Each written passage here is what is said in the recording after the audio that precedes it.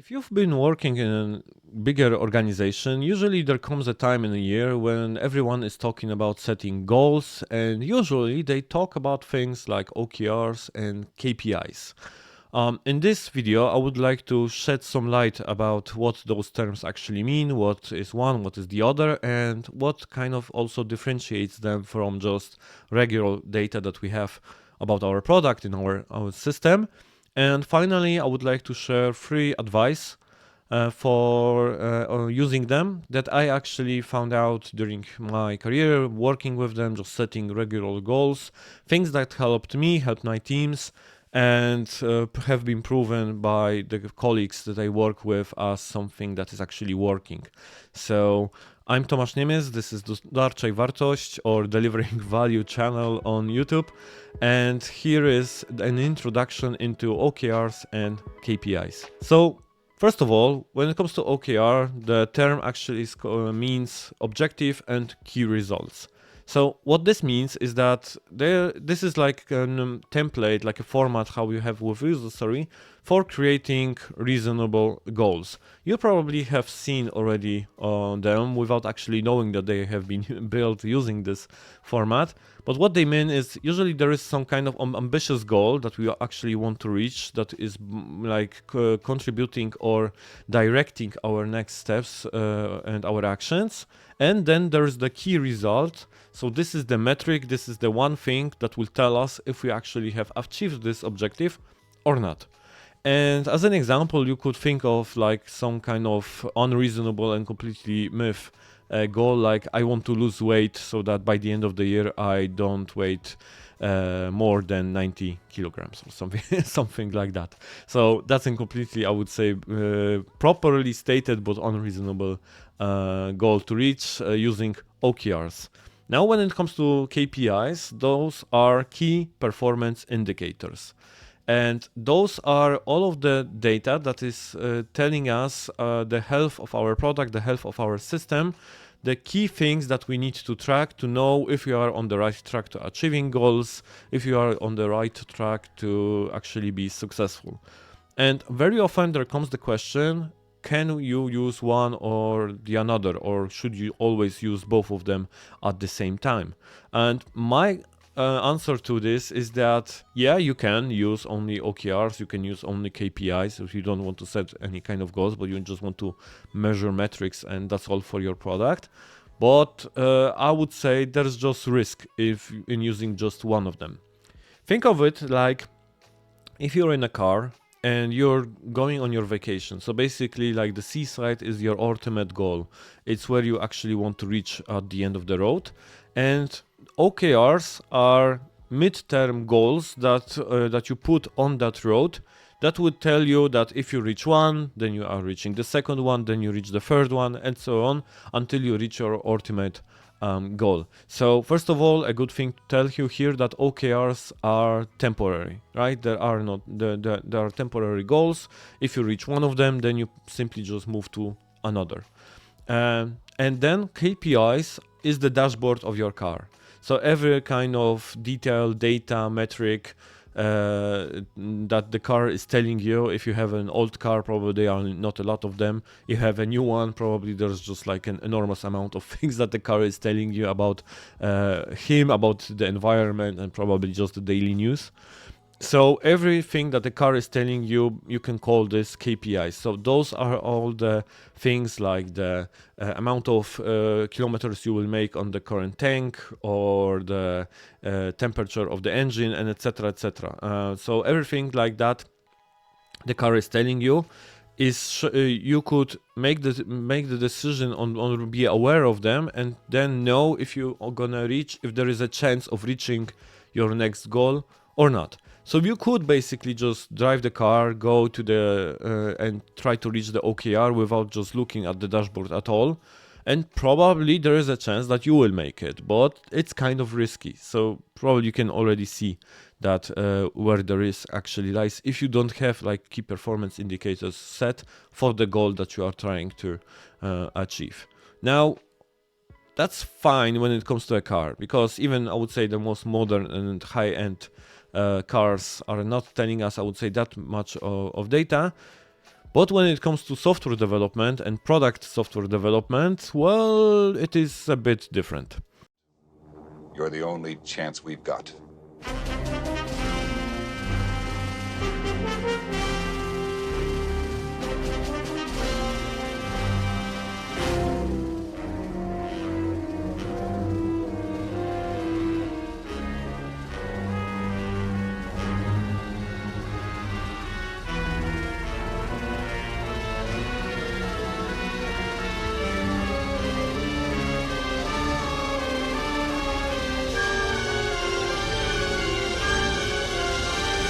We have a lot of things that we could be tracking from a lot of areas, from a lot of departments, and there's just like hard to grasp everything that you need to look when it comes to your product. And this is where OKRs actually come very useful. If you have an OKR, then you could treat it as a lens, as a filter for all the things that you want to actually measure from your system. And those things that you will pick based on that goal become your KPIs.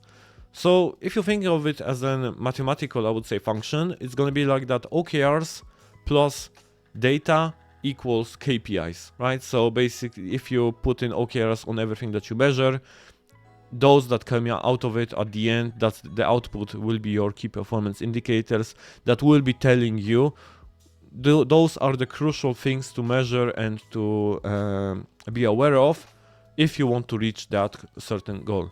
And yeah, there will be sometimes times when your goal will actually not have an KPI, which is kind of, that might be strange.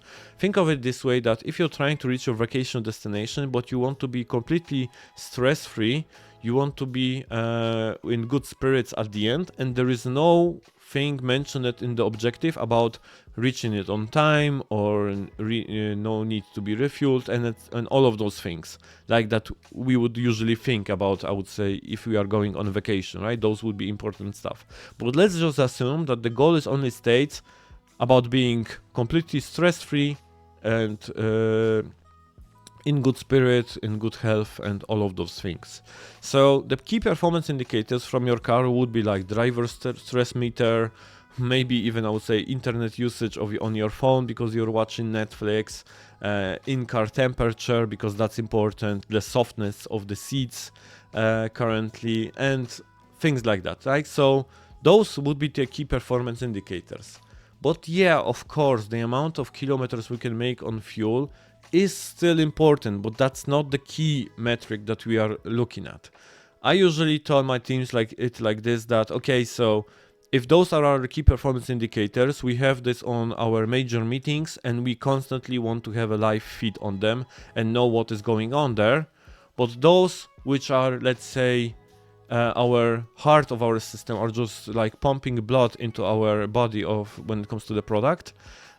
Those we will monitor, and let's just, I would say, put in some kind of alerts if they fall between some kind of value, or just look at them from once a week, right? Because they are still important, but they are not our KPIs, assuming we are want to reaching that specific goal. So this is how I kind of differentiate the three and explain this to my teams. Now, I promised free advice from me about using them. So the first one is kind of important. I've seen this happening a lot of times, and well, all of them might be controversial, but this one is first one, so let's go. So the first one is avoid bunny humping goals. I call this like bunny humping goals.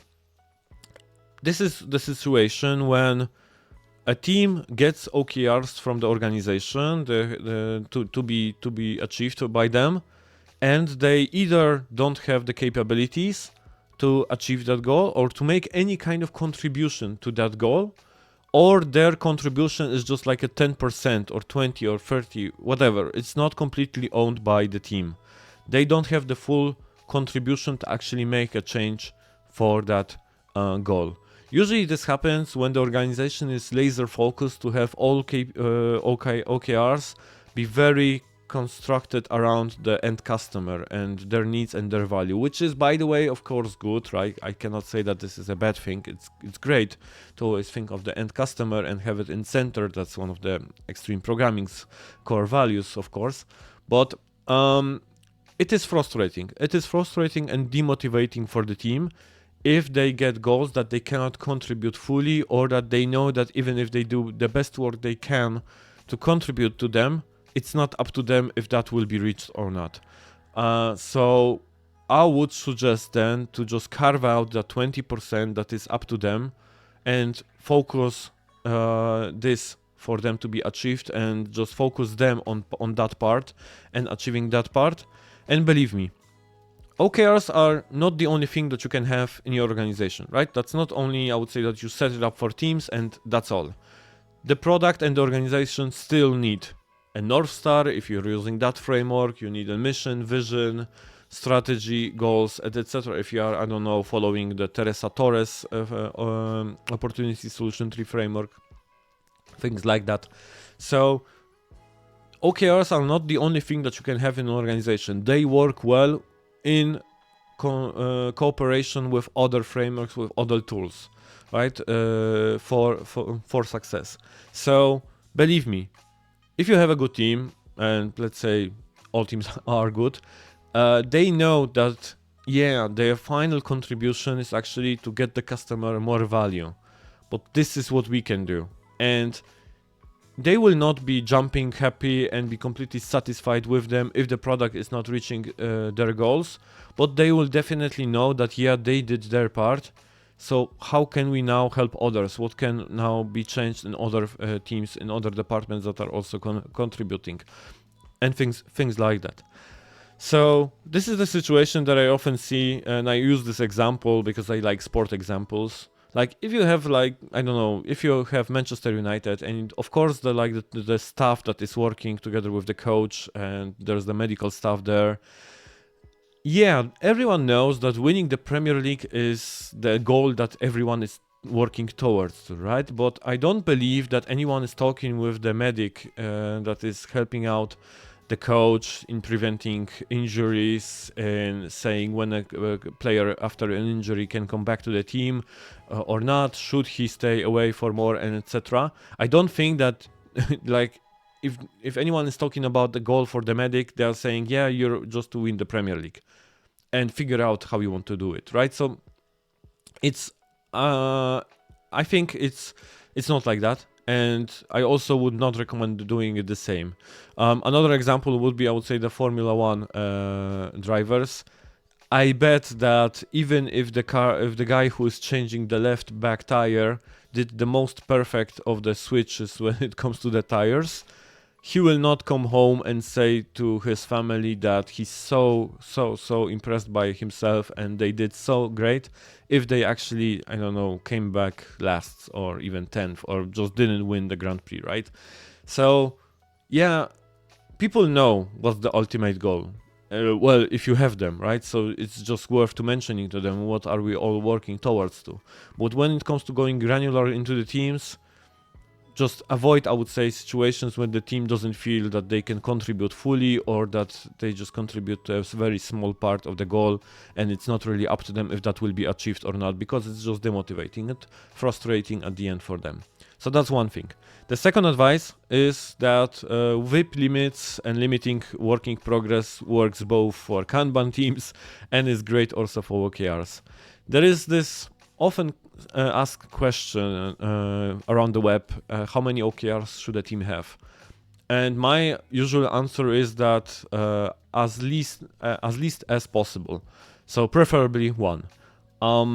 But you see this all of the time, that teams have 1, 2, 3 OKRs, or there is like this trick that you have one objective but there are 4 OKRs. One objective and 4 KRs, sorry. But then someone says, no, it's just one objective and there are 4 key results. No, it's 4 key OKRs, right? Okay, so let's get this straight.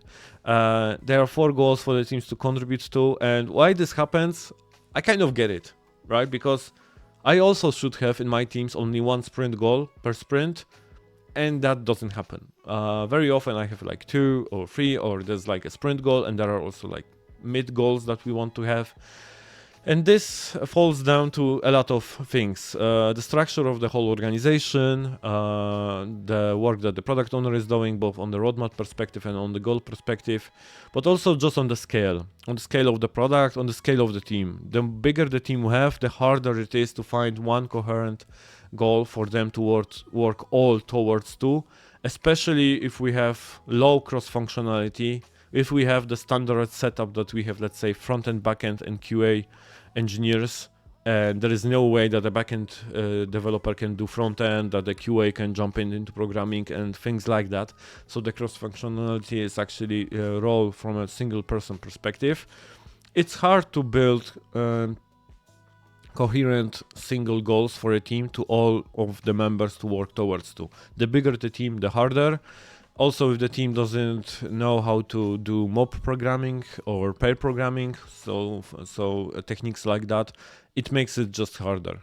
So my final advice here would be like to have as least OKRs as possible, as small amount of them, and not try to hit always, I would say, 3 or 4.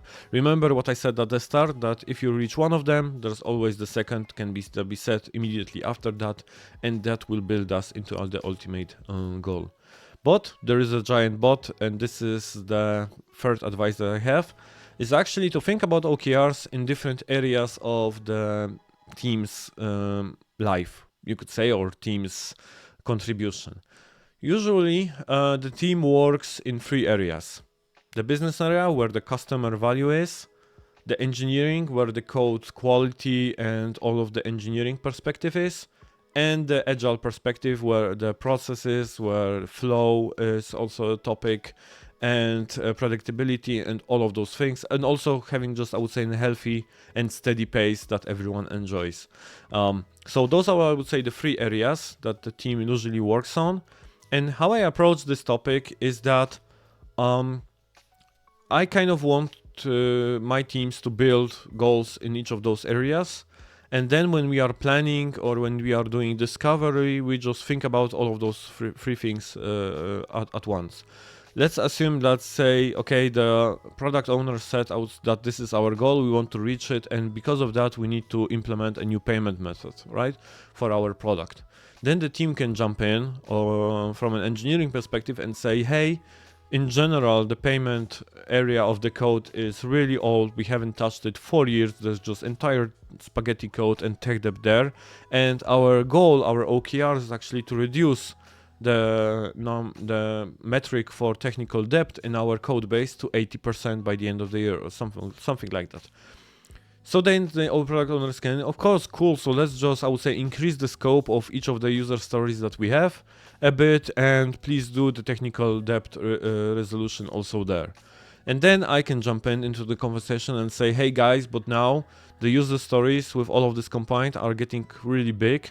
Should we maybe slice it, because there is a good chance that we will not make it, that they will fall from one sprint to another. This will disrupt our flow, our predictability. Is there anything we can do to actually slice it better and plan it also not just for one sprint or for 2, right?